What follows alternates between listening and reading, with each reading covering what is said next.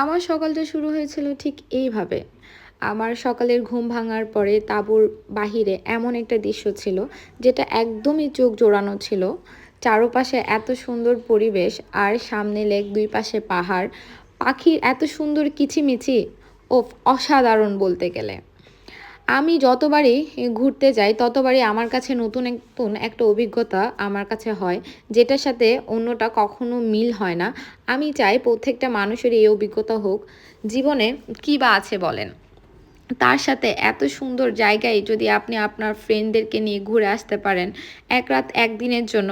আমাদের খুব কম বাজেটের একটা ট্রিপ ছিল আর ট্রিপটা অসাধারণ ছিল। আমাদের ট্রিপের মধ্যে কিন্তু কাইকিং ছিল, যেটা সব থেকে আনন্দদায়ক একটা মুহূর্ত ছিল।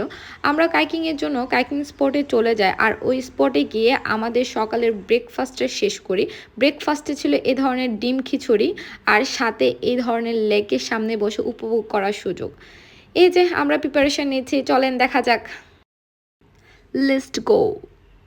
হ্যালো, আমি এখন আছি কাপ্তাই আর এখন আছি প্যানোরামা জুমে। আমরা সবাই কাইকিং এ আছি। এটা হচ্ছে আমার পাইলট আর ওরা হচ্ছে আমার সঙ্গী। একটু সবাই একটু হাই দাও পিছনে। বাই বাই বাই, দেখা হচ্ছে। এই বাকি টিম মেম্বার এখানে, একটু হাই দাও।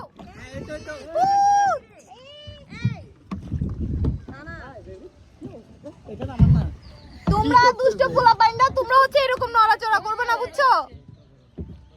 দাঁড়াইতে নিষেধ করছো তো।